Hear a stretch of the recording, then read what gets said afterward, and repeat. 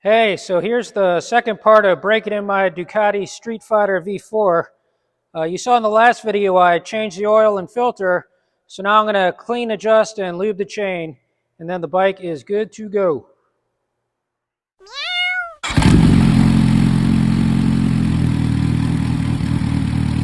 And this is really easy with a single-sided swing arm.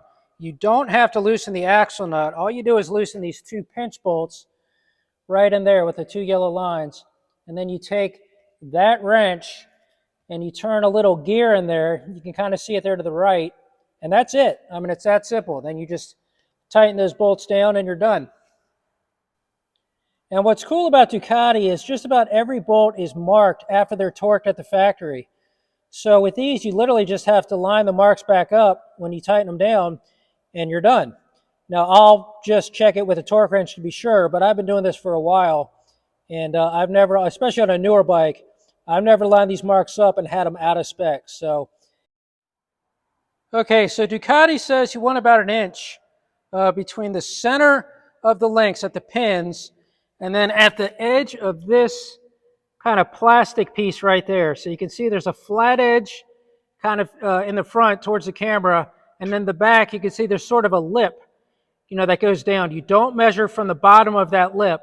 You measure from this flat edge right there of that plastic. So from that flat edge to the center of the pins on the chain is how you get your measurement. And I'm going to want about an inch. They say like 0.94 inches, so almost an inch. I always like to err at the side of being just a little bit too loose as opposed to a little bit too tight. So we're going to go an inch from that flat edge to the center of the pins. Okay, it's really important you don't pull down when you measure. You just let it kind of relax. And then just put the tape measure up against that flat part of the plastic and then measure at the center of the links. And it's about 1.25 inches. So about a 1/4 inch too loose. So not too bad. I'm just going to tighten it up so it's about at an inch. Maybe just a hair more. Again, I don't want it too tight, but it does need to be adjusted a little bit. And another thing, it's on the rear stand, so the tire is off the ground. So what you want to do is after you do this, take it off the stand so the weight's on the wheel on the side stand and measure it again. Sometimes it changes a little bit, sometimes it doesn't. And if it does change a little bit, that's your official measurement with the wheel on the ground. So if it changes a little bit, you might have to put it back on the stand and adjust accordingly. But it just depends on the bike, so we'll see how that goes. All right, so you don't have to remove these two pinch bolts. You just have to loosen them.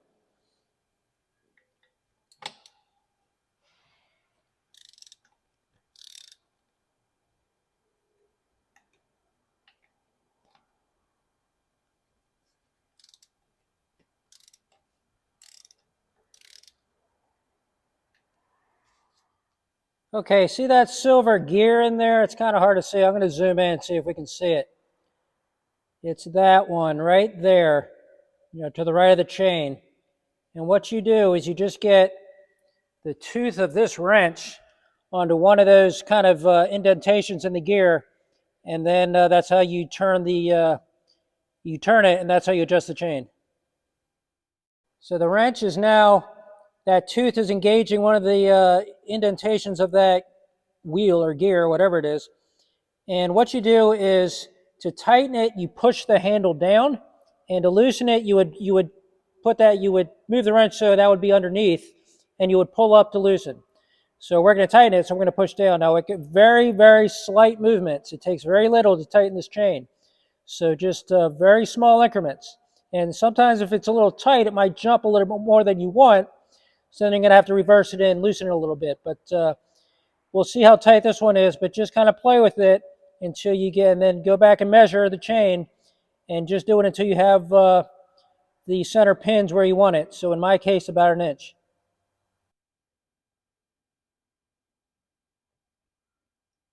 All right, so I tightened it too much. It's actually kind of deceptive on this one. It's a little tight, so you don't even really feel it turning.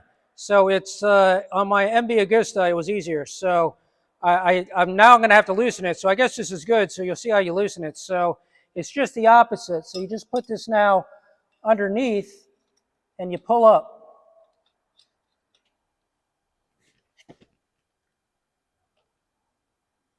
All right, it's much easier to loosen than to tighten, but I think I probably just loosened it too much, but let's take a look. Yeah, it jumped just a little bit too much, so I'm just going to tighten it. It's almost back at 1.25 inches. So now that I sort of have a feel of what's going on, I kind of know how to gauge how much to tighten this.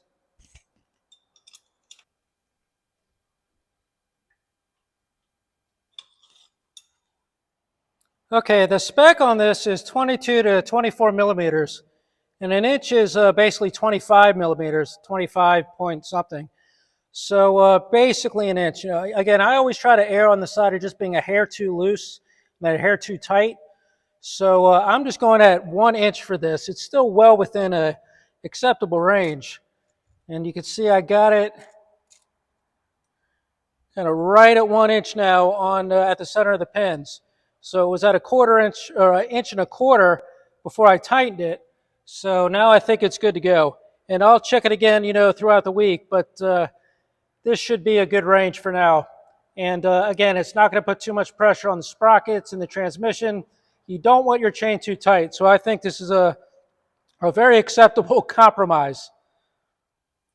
All right, I'm going to tighten down these pinch bolts now and just put those dots right back on the yellow marks, and then I'll know they're torqued down properly. And again, don't worry, I'll check it with a torque wrench, but that should be fine and within spec. And then I'm going to take it off the stand and put the weight on the rear tire and just measure again, because that's your official measurement with it with the weight on the wheel. And if it hasn't changed, then we're good. If it's changed a little bit, I might have to put it back on the stand and make one more adjustment, but we'll see.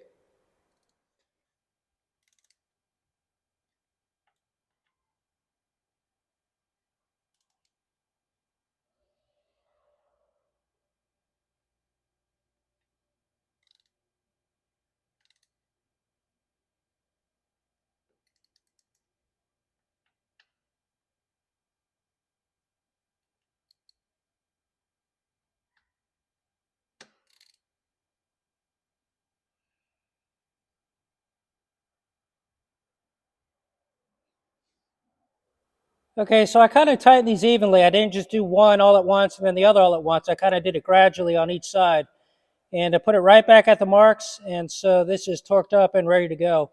Now this is kind of all over the map, because I think at one point it was 35 Newton meters, and there was like a bulletin put out, and now I think it's all the way down to 20 Newton meters.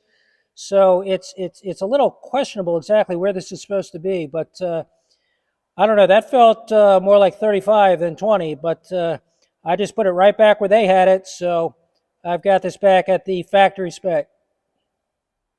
All right, it's back on the rear tire, and let's measure it again just to be sure. Now, in my experience, most of the time it doesn't really change. So, I mean, if it does, it's such a small amount, it's not worth readjusting. But let's take a look. Okay, there it is. It's still exactly 1 inch at the center of the pin. So this chain is adjusted. Look how clean that chain is too. I figure while I'm here with the camera, let's go ahead and just check the oil level one more time.